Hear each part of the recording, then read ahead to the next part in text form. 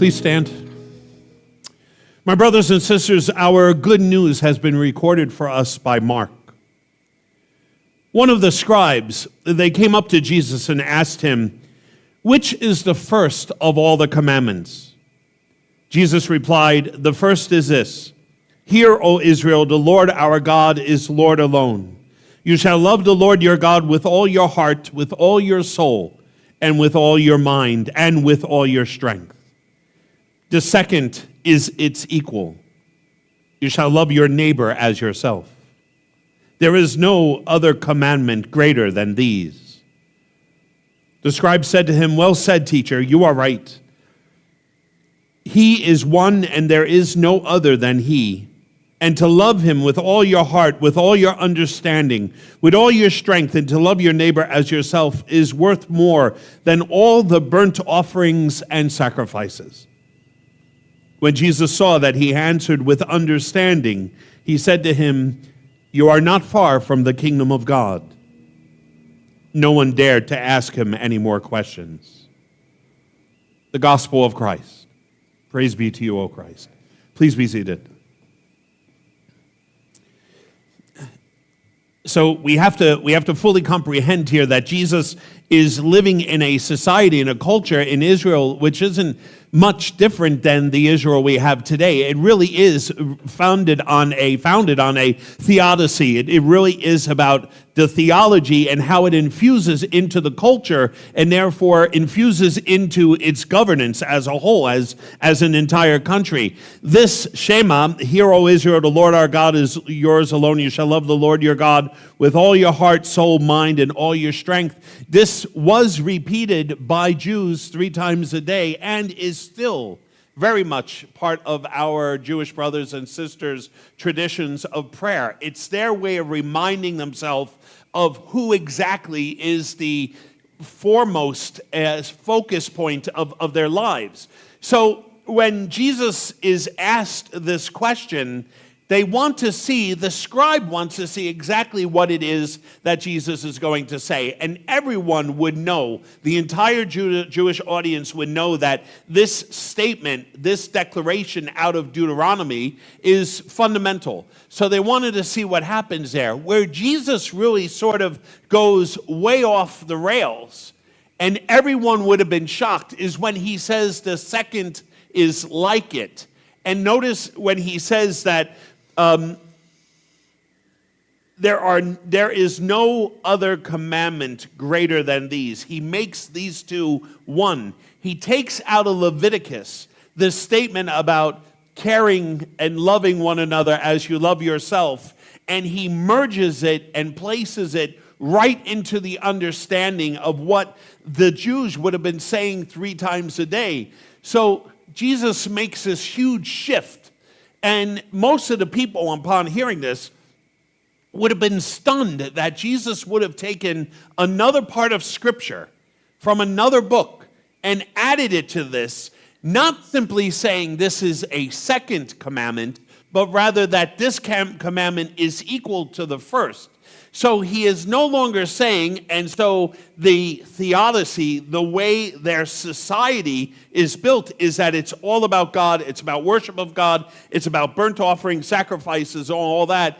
And now Jesus throws in this other piece that makes this fundamental. For you and I, we know this, we hear this. This is not stunning or shocking to us. We've been hearing this for years. For Jesus' audience, this would have been absolutely blowing them away, because now what Jesus is saying is that, yes, it is important and foremost to love God, but equally foremost is to love your neighbor.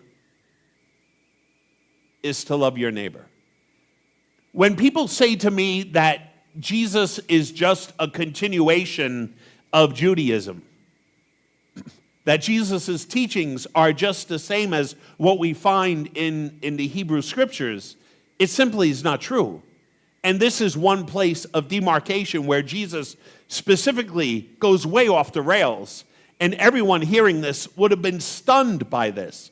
But if you notice, the scribe picks it up, and the scribe understands that, yes, caring for other people is as valuable as any type of devotion or commitment or dedication to God, that the way you show your love for God is in how you love and care for other people. Regrettably, I think our Christianity today is really watered down, and we tend to focus more on the first part than we are the second.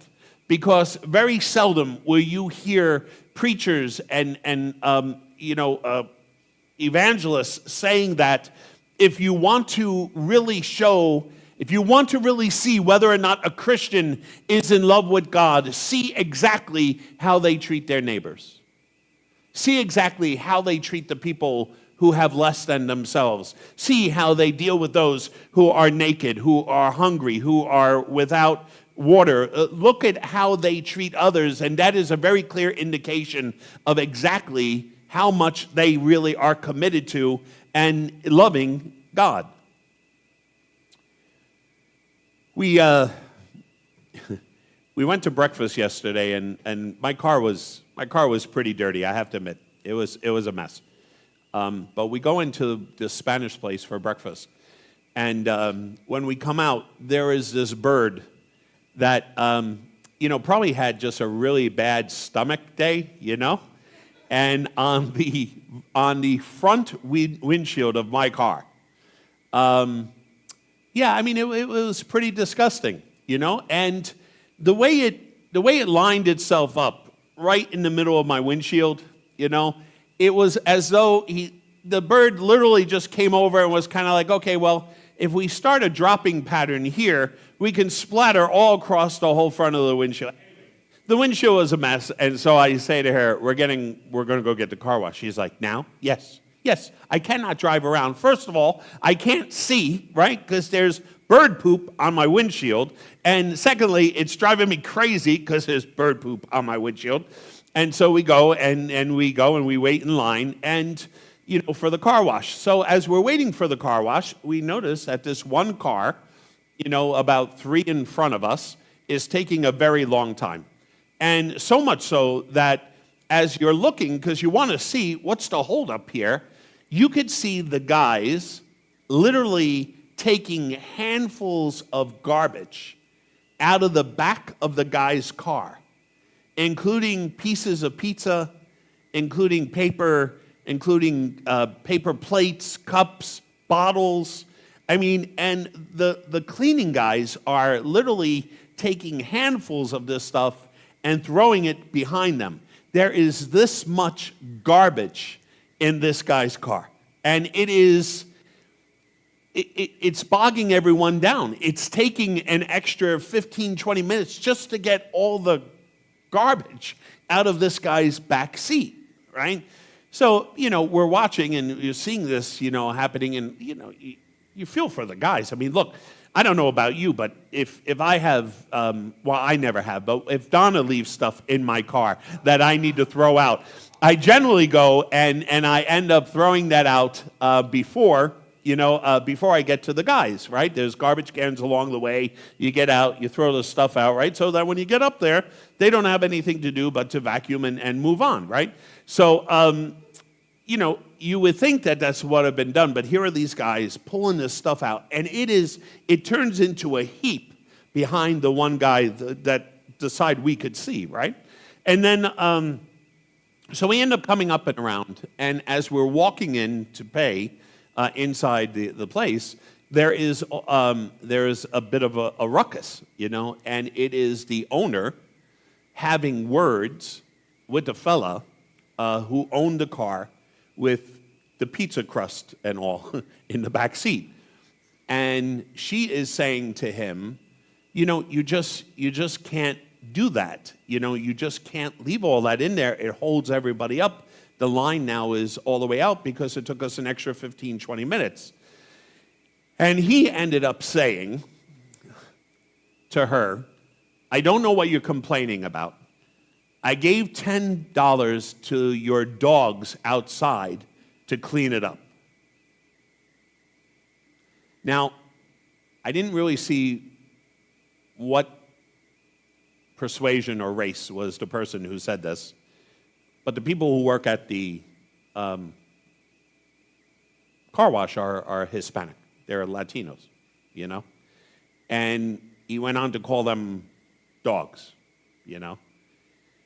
And she was very irate and miffed at this point, and she basically asked him not to come back, that she didn't want his service, you know. And of course she was a Latina, and so she was like, how do people end up treating other people like that? Like, how do you say that?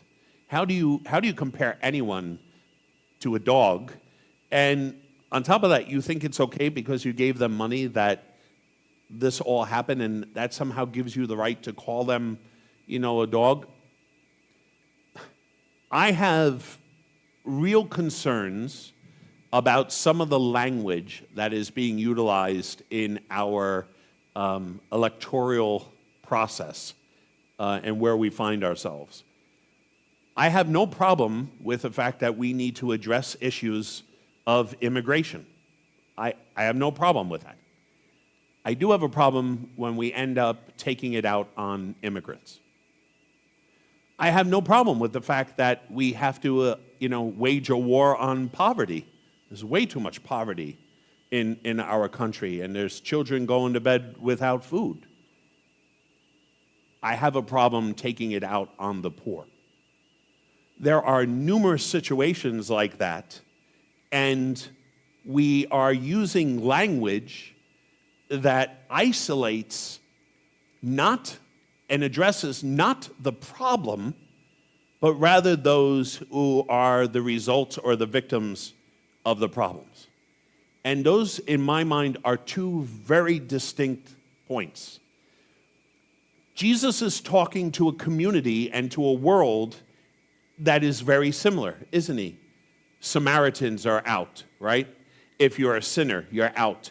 If you're sick in any way, shape, or form, you're out, right? Out, meaning not just out of society, but you're also out of God's graces, right? We talked about how the blind man, right, was blind, and because he was blind, therefore God somehow impinged upon him the sins of his family or his own sins, right?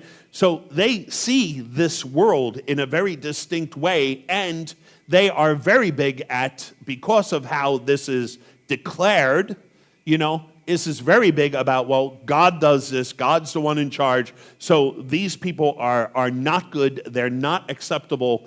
And Jesus, in the midst of that world, steps forth and says, no, that it has to be love of God and then love of neighbor. Oh, and by the way, there's a qualifier, love your neighbor as yourself.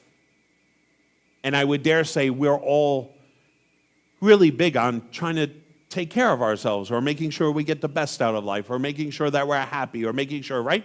And Jesus is simply saying that our concern for one another has to be equal to that. Now, this thing about love, this is not erotic love. This is a love that means that you're watching out for the other person's best interests.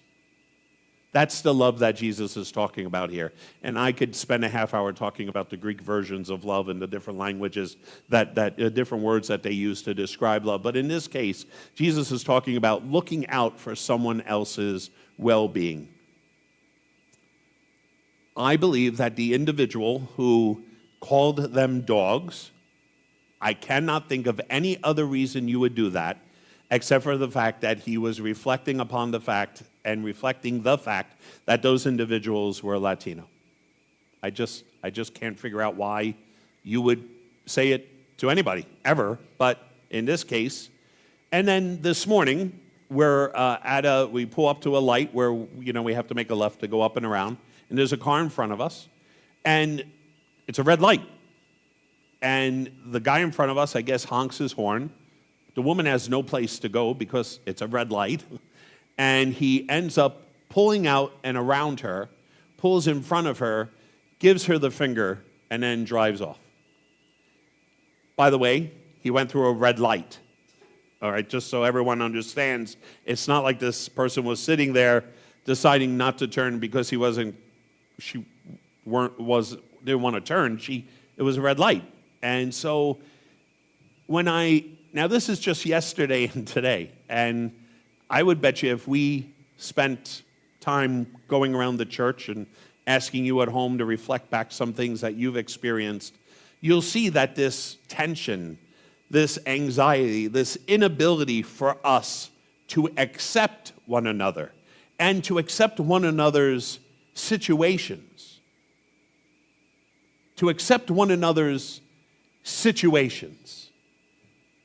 They're immigrants, they're poor, they're white, they're black, they're Latino, whatever.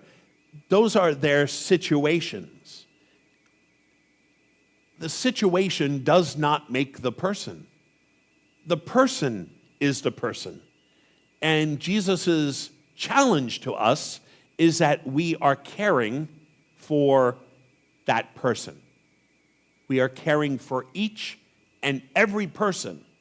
Even though we may not like the situation, it does not allow us the opportunity to minimize or diminish another person because they are of this or that or the other thing. It's also happening now, right, with being Democrats and being Republicans, right? I remember a time when the election process might have been about distinctions of what the candidates held or wanted or saw what would be best for our country. And now I think there's so much demonization on both sides. It is really hard to understand exactly what do we get out of either of these individuals because of the situation that we're in. I was challenged last week when we went to lunch with some friends. They wanted to know why I would not endorse one candidate over another. And I honestly simply do not believe that is my role. I think the role that I have, though, is to allow us to experience Jesus unpacked from his time and his era into ours, so that we can reflect upon who and what we are, the world in which we live, and then determine for ourselves, what is the Christian response? How would Christ want us to respond to this situation? How would the Jesus, not the Jesus of the Christian nationalistic opinion and view, but rather the Jesus of this gospel, how would this Jesus want us to respond to our situation? And honestly, because we have a free conscience, that is something you and I all have to sit and mull over. Arthur went and voted yesterday. It was the first time he voted. And the only thing I asked of Arthur is, listen, like with all of us, we are graced to be in this place, this country, that so many people would want to be in, to have the ability to vote. A lot of places don't have that. It's just thrown upon them who the leadership are, and then they become victims. We're not that. We have this ability.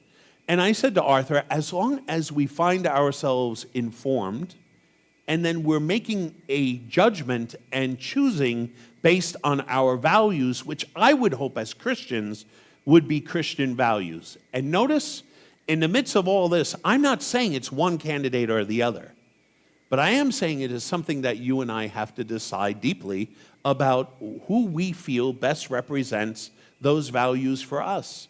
And I think that is how, we are meant to respond to this. Jesus is radical in his day, asking the Jews to consider their neighbors the ones that they should be caring for as they would be caring for themselves. And those neighbors were Samaritans, they were outcasts, they were all of this, and Jesus is challenging them all to stop looking at them as the other or them, and rather to accept them as being part of the extension of your own community. Your own community.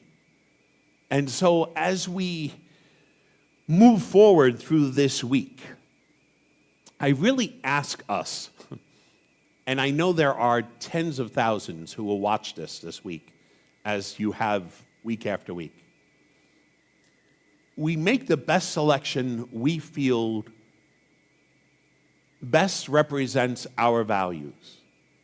And whatever the result may be, on either side, the problem with an election is somebody loses. When we determine who is the next president of the United States, and I'm not sure that's going to be this week or even this month, but if and when we do that, if the rest of us could simply come to agree that this is what the nation has chosen, this is what our fellow citizens have determined to be valuable and important at this given point in time.